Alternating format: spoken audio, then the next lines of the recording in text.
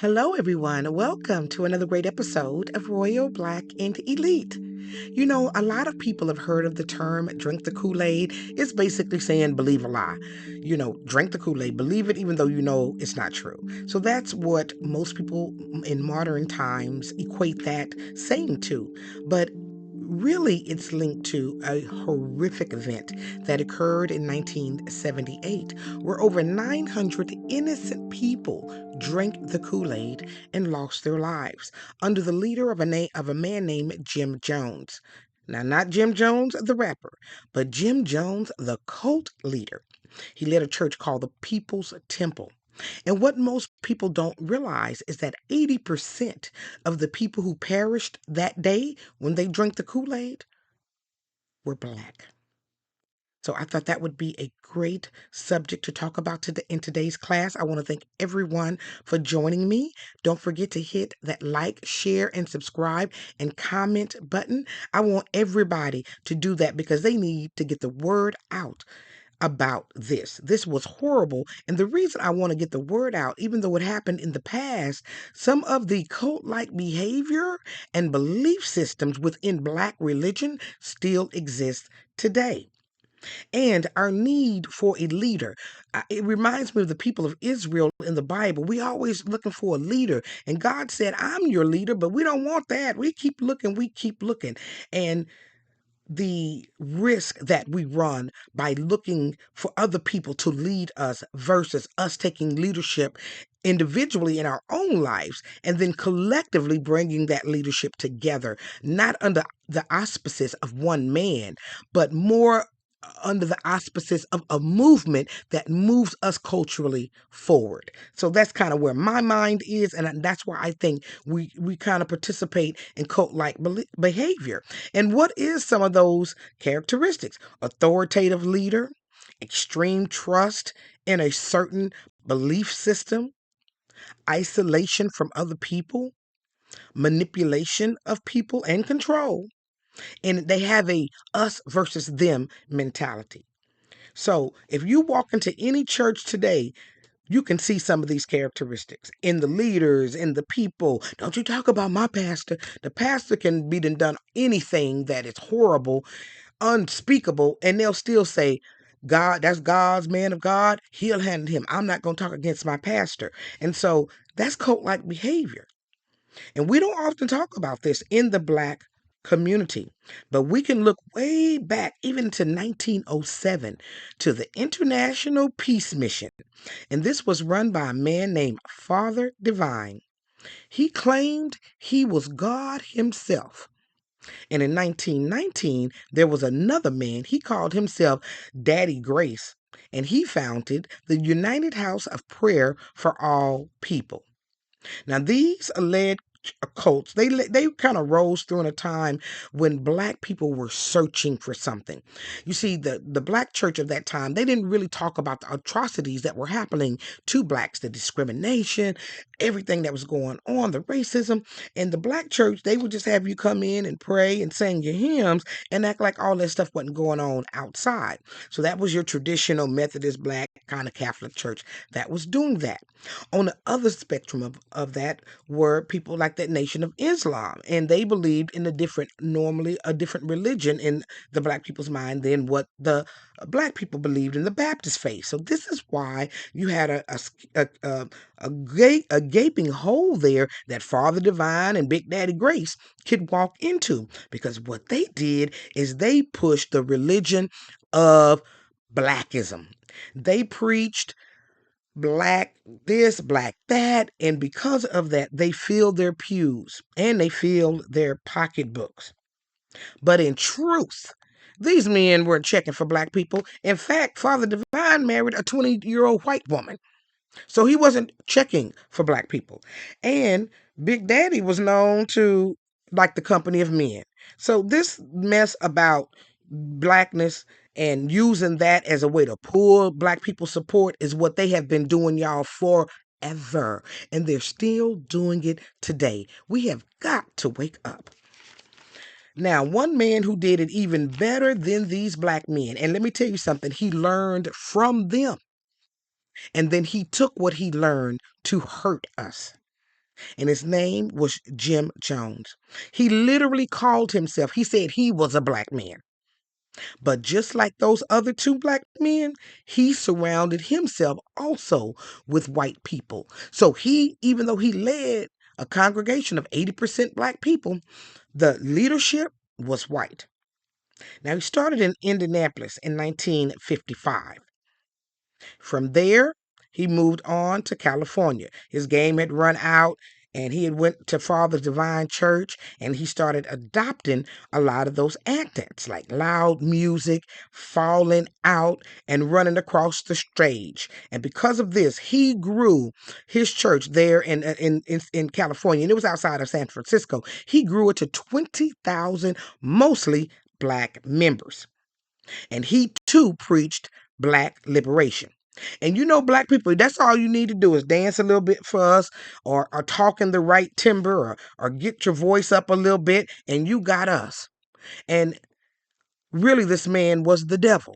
Really, this man didn't have any love for black people. But because he knew all the trappings of what we were looking for them, collectivism, bringing together. And that's why communism and socialism, black people can fall prey to that also. Because again, that collectivism, bringing, the rich versus the poor. So we've got to be very careful in this conversation, because I'm a capitalist. 100% capitalist. And so capitalism is important in order for us to stay and remain free. Because look what happened to these people.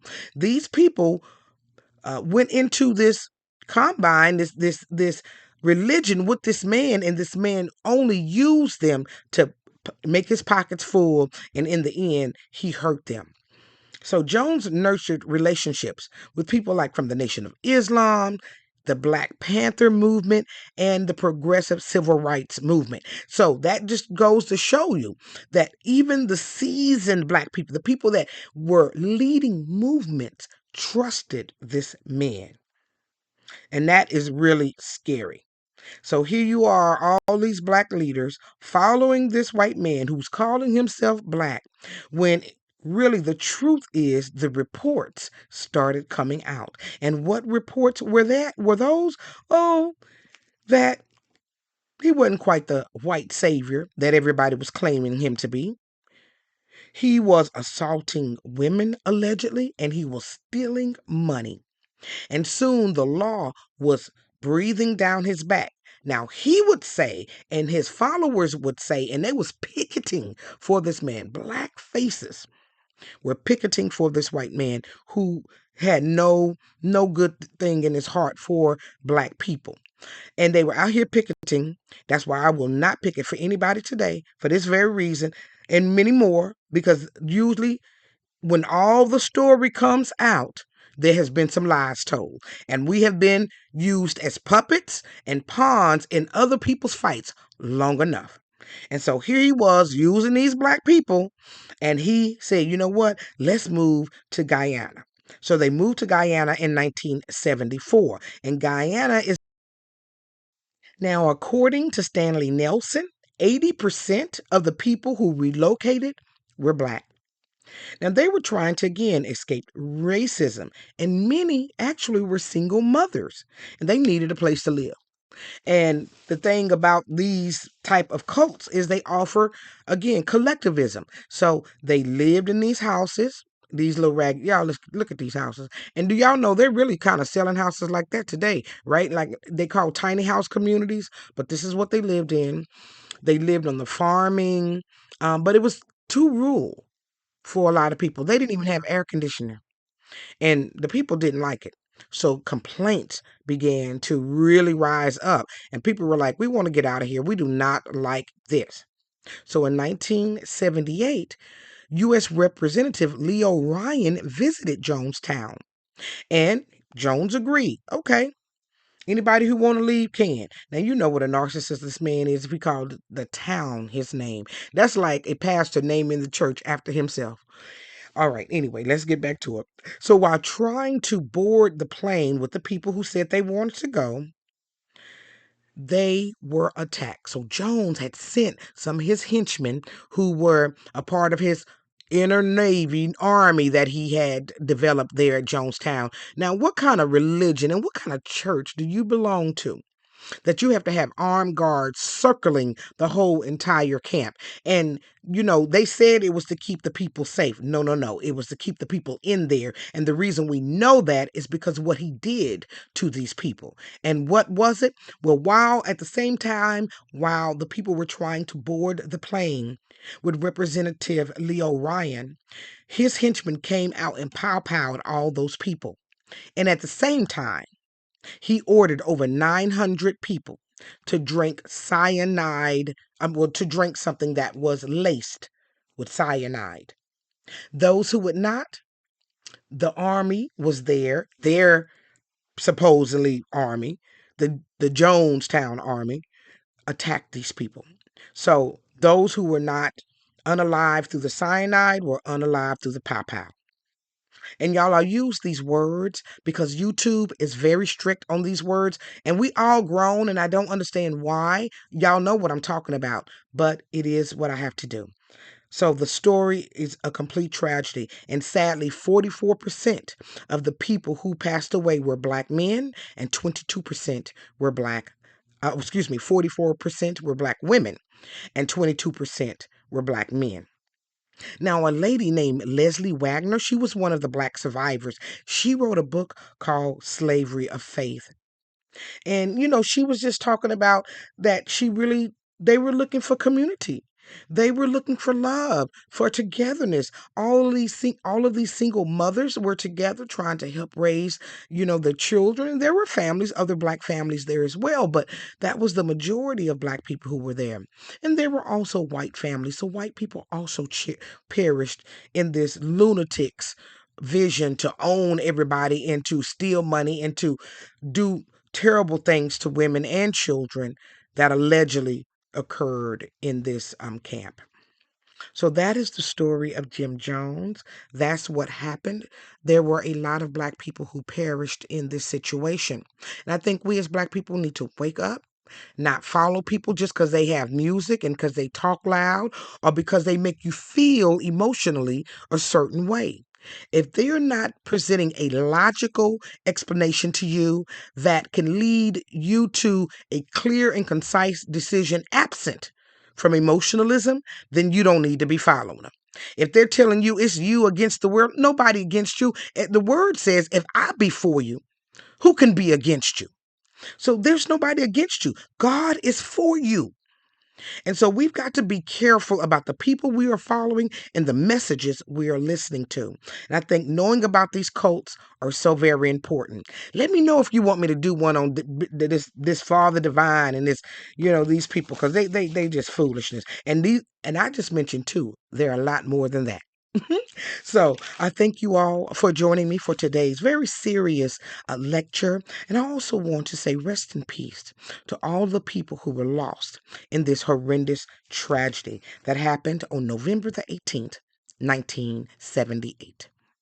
So I thank you all for joining me for another great episode of Royal Black and Elite. Remember, my lectures are for educational and entertainment purposes only, and the Fair Act use is in my description. My sites are from everywhere. This Jim Jones story is everywhere, so I used it from everywhere.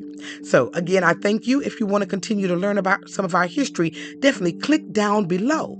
And thank you for joining me. Like, share, and subscribe, and I'll see you again. Have a great day.